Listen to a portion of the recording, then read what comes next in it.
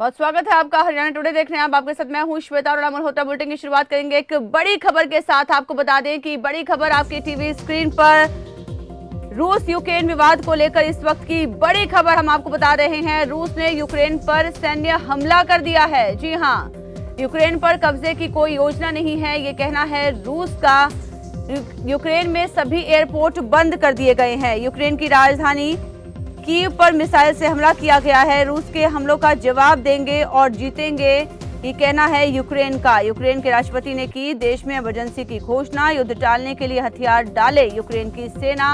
रूस इस बात का दबाव यूक्रेन पर बना रहा है। तो रूस यूक्रेन विवाद को लेकर इस वक्त की बड़ी खबर आप देख पा रहे हैं। बीच में आने वाले देश के खिलाफ भी जवाबी कार्रवाई करेंगे, ये कहना है रूस का। यूक्रेन ने की दुनिया के देशों से साथ आने की अपील। तो आप देख पा रहे हैं कि रूस और यूक्रेन में विवाद जो है लगातार बढ़ता जा रहा है और ये टेंशन जो है वैश्विक होती जा रही है।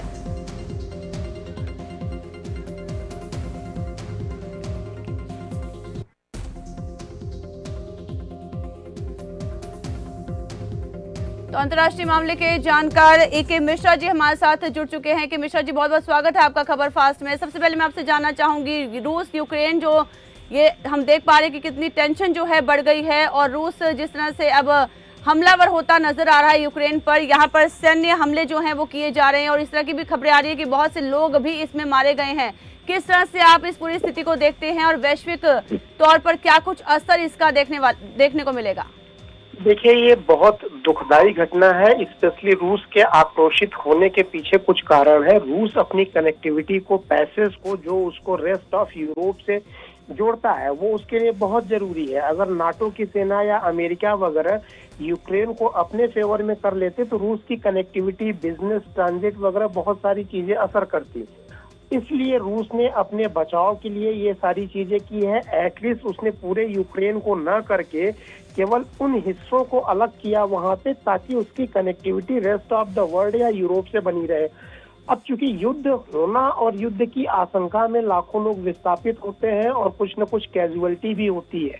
मैं इसकी घोर निंदा करता हूँ। चीजों को जो है डिप्लोमेटिक तरीके से अंतर्राष्ट्रीय स्तर पे हल किया जाना चाहिए, क्योंकि परेशान निर्दोष लोग होते हैं जो वहाँ के नागरिक हैं। उनकी क्या गलती है? लेकिन ए.के. मिश्रा जी, जिस तरह कि आप अभी मौजूदा हालात देख पा रहे हैं, उस हिसाब से देखा जाए तो रूस पर भी कई देशों ने प्रतिबंध की बात कर दी है और जो नाराजगी है वो साफ तौर पर देखने को मिल रही है। लेकिन रूस जिस तरह से यूक्रेन पर हमलावर है और आप वैश्विक तौर पर देख रहे हैं कि अर्थव्यवस्था को कितना ज्यादा नुकसान हो रहा है, स्टॉक मार्केट जो है वो क्रैश हो रही है, तो किस तरह से हम इसे देखें और आने वाले दिनों में क्या कुछ देखने को मिल सकता है इन दोनों देशों के बीच और किस तरह से ये जो टेंशन है ये बढ़ सकती है? देखिए, इंडिविजुअली अगर रूस के बारे में बात करें तो रूस के ऊपर पहले भी सैंक्शंस लगे हुए थे। रूस, रशिया जो है वो इन सब चीजों को बॉदर नहीं करता है, नाटो या अमेरिका के सैंक्शंस लगे होने के कारण। और सैंक्शन से भी ज्यादा जरूरी जो रशिया समझता है वो ट्रांजिट के रास्ते हैं और या यूक्रेन पे अपना दबदबा बनाए रखना, अपना प्रभाव बनाए रखना। रूस को ऐसा लगता है उसके अस्तित्व के लिए ये बहुत जरूरी है। कहीं ऐसा ना हो कि अमेरिका और नाटो वहां पे आके बैठ जाए और यूक्रेन उनके फेवर में चला जाए, पहली चीज। दूसरी चीज, दुनिया में कहीं पे भी अगर कोई लड़ाई या टर्मोइल होता है, कॉन्फ्लिक्ट होता है, तो ग्लोबल इकोनॉमी पे असर पड़ता है। बिल्कुल। रूस अपने आप में बहुत सारी चीजों का बहुत बड़ा इम्पोर्टर है और एक्सपोर्टर भी है। स्पेशली गैस वगैरह आप देखेंगे, गैसप्रोम जो वहाँ की सबसे बड़ी गैस प्रोड्यूस करने वाली कंपनी है, दुनिया की सबसे बड़ी कंपनी है। और ऑयल का भी एक्सपोर्ट रसिया से बहुत होता है। अभी आपने खबरें सुनी होगी पीछे कि भारत ने गल्फ कंट्री से खरीदने की बजाय जो है रशिया की तरफ से ज्यादा जो है पेट्रोल वगैरह खरीदा। तो इन सब चीजों का असर पड़ता ही है, क्योंकि वो पूरा का पूरा दो कंट्री अगर उलझी हुई है तो जितने भी इंटरनेशनल नेशनल ट्रांजिट होते हैं उन सब चीजों को ब्लॉक किया जाता है या वहाँ स्पीड कम होती है। तो इसका असर सब जगह दिखेगा।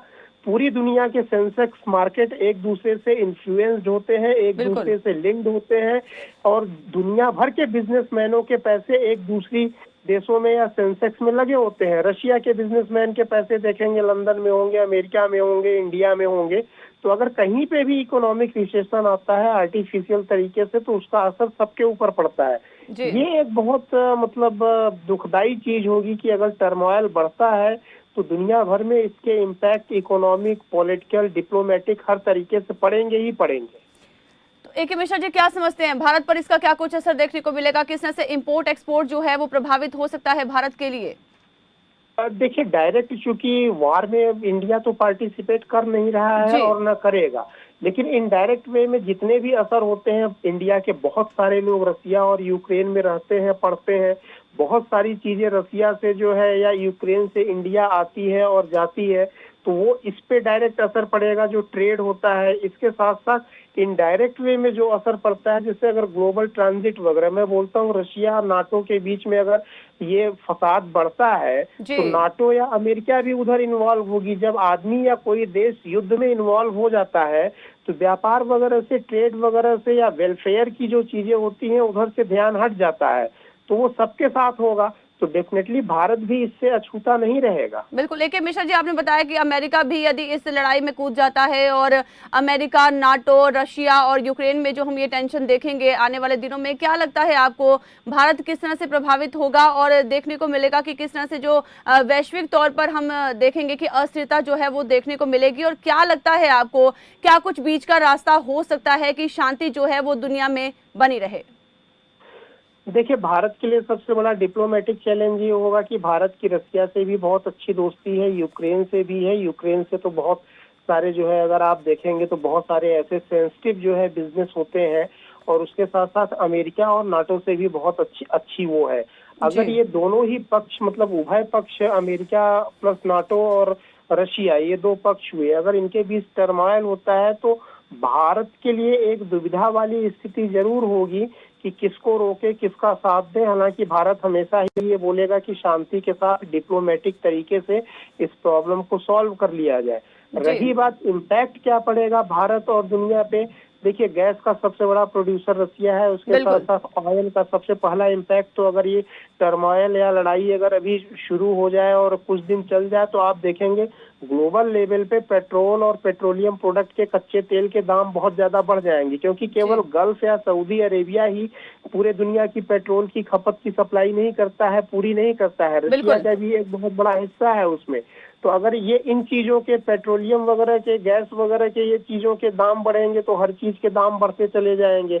इसके साथ साथ और भी जो जितनी चीजें ट्रेड की होती हैं, साइंस से रिलेटेड जो होते हैं, वो उन चीजों पे असर पड़ेगा। तीसरा सबसे बड़ा इम्पोर्टेंट चीज है कि एक नई लॉबी या नया वर्ल्ड ऑर्डर टाइप का कुछ तैयार हो रहा है। ये है कि नाटो और अमेरिकन कंट्रीज की इमेज गिर रही है। बहुत सारे देश अगर देखा जाए डिप्लोमेटिक वे में, तो आप ये देखिए रसिया के साथ जा रहे हैं। और यूनेस्को वगैरह का भी जो प्रभाव है, इंटरनेशनल बॉडी है, ये घटना बताती है कि उनका भी कोई बहुत बड़ा रोल नहीं रह गया है।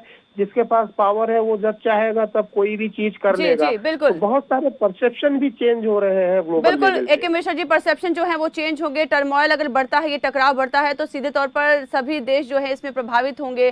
तमाम जानकारी के लिए AK मिश्रा जी, अपना कीमती वक्त देने के लिए बहुत बहुत धन्यवाद। रुख करते हैं ब्रेकिंग न्यूज का। जी हाँ, टीवी स्क्रीन पर आप देख पा रहे हैं ब्रेकिंग न्यूज। UNSC की आपातकालीन बैठक शुरू हो गई है। यूक्रेन के खिलाफ पुतिन ने युद्ध छेड़ दिया है।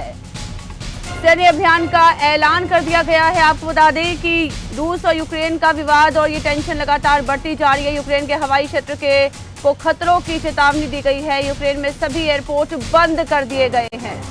यूक्रेन के खिलाफ पुतिन ने युद्ध छेड़ दिया है और तमाम ब्रेकिंग जो है वो आप टीवी स्क्रीन पर देख पा रहे हैं। UNSC की आपातकालीन बैठक बुलाई गई है।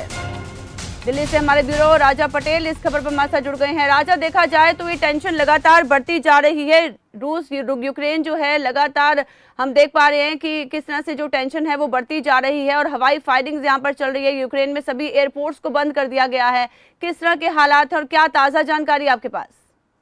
बिल्कुल, देखिए UNSC की जो बैठक है पिछले 1 घंटे से चल रही है। तमाम जो अलग अलग देश हैं वो काफी ज्यादा चिंतित हैं, क्योंकि यूक्रेन ने जिस तरीके से युद्ध छेड़ने की घोषणा कर दी है और जो जानकारी है, देर रात कई ऐसी मिसाइलें दागी गई हैं जिसको लेकर जो अलग अलग देश हैं वो भी काफी ज्यादा चिंतित है। चाहे अमेरिका की बात करें, भारत की बात करें, भारत भी चाहता है कि इस युद्ध को टाला जाए। पर जिस तरीके के माहौल देखने को मिल रहे हैं दोनों देशों के बीच, वो काफी ज्यादा चिंताजनक हैं। जो एक्सपर्ट हैं, जो अलग अलग एक्सपर्ट हैं, जो जानकारी दे रहे हैं, यदि ये युद्ध आगे और लंबा बढ़ता है तो इसको अलग अलग देशों की हम बात करें, उनको काफी ज्यादा कठिनाइयों का सामना करना पड़ सकता है, उनको नुकसान का सामना करना पड़ सकता है। पर अब देखने की बात होगी कि बैठक है, बैठक के जरिए तमाम जो अलग अलग देश हैं वो दबाव बनाने की कोशिश जरूर कर रहे हैं, पर जिस तरीके के हालात दोनों देशों के बीच बने हैं, लगता नहीं कि बैठक का कोई असर दोनों देशों के बीच देखने को मिल रहा है। जी बिल्कुल राजा, देखा जा रहा है कि कीव, खार्किव और मारिपलोव में जो एक जंग का माहौल जो है वो लगातार बनता हुआ नजर आ रहा है और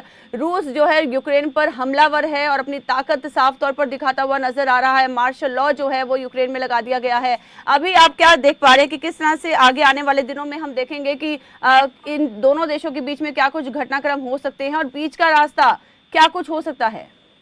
हाँ बिल्कुल, देखिए हम यूक्रेन की बात करें तो यूक्रेन के तमाम जो एयरपोर्ट है उनको बंद कर दी गई है, चेतावनी जारी की गई है। और जिस तरीके से, जैसा कि मैंने आपको पहले बताया, जो इंटरनेशनल लेवल की हम बात करें, वहां से जो जानकारी निकल कर सामने आ रही है कि जो युद्ध है वो छेड़ने की घोषणा कर दी है। और अब क्योंकि जिस तरीके से हम बात करें, तमाम जो अलग अलग देश हैं, जिस तरीके से अमेरिका की बात करें, अमेरिका के राष्ट्रपति का भी बयान जारी हुआ है, वो साफ तौर पर यही कह रहे हैं कि यदि कोई मानहानि होती है, कोई नुकसान अलग अलग देशों को होता है तो उसका जिम्मेदार रूस होगा। तो अब इन सभी पहलुओं को लेकर बयानबाजी भी शुरू हो गई है, राजनीति भी देखने को मिल रही है। पर दोनों देशों के बीच जो जंग की बात करें वो छिड़ चुकी है और जिस तरीके की तस्वीरें, चाहे मिसाइलों की बात करें, गोला बारूदी की बात करें, वो अब सामने आने लगे। तो ये एक चिंता का विषय है पूरे विश्व के लिए। जी राजा, जानना चाहेंगे यूएनएससी की हम आपातकालीन बैठक की बात करें तो कब तक ये बैठक चलने वाली है? क्या कुछ निष्कर्ष निकल सकता है? कब तक ये बात क्लियर हो पाएगी? अब बिल्कुल देखिए, 1 घंटे से ज्यादा का समय हो गया इस बैठक को शुरू हुए और तमाम जो जानकारी है, क्योंकि दबाव एक बहुत बड़ी चुनौती है अलग अलग देशों के लिए। वो चाहते हैं कि दबाव बनाकर इस युद्ध को रोका जाए, क्योंकि जो अलग अलग जो देश हैं, जो सटे हुए देश हैं, चाहे यूक्रेन की बात करें, अलग अलग देशों की बात करें, जो सटे हुए देश है तो उनको यहाँ पर नुकसान हो सकता है। तो तमाम देश चाहते हैं और एकजुट इस बैठक में देखते हुए मिल रहे हैं, चाहे अमेरिका की बात करें, भारत की बात करें, अलग अलग देशों की बात करें, वो चाहते हैं कि इस युद्ध को रोका जाए, क्योंकि इस युद्ध के आगे बढ़ने से अलग जो देश हैं उनको काफी नुकसान होने की संभावना है। बिल्कुल राजा, तमाम जानकारी के लिए बहुत बहुत धन्यवाद। ताजा अपडेट्स लगातार आपसे लेते रहेंगे। तो यूएनएससी की आपातकालीन बैठक जो है चल रही है पिछले 1 घंटे से और देखना होगा कि इस बैठक में क्या कुछ निष्कर्ष निकलकर सामने आता है। वक्त हो गया एक छोटे से ब्रेक का, जल्द हाजिर होते हैं। बने रहिए खबर फास्ट के साथ।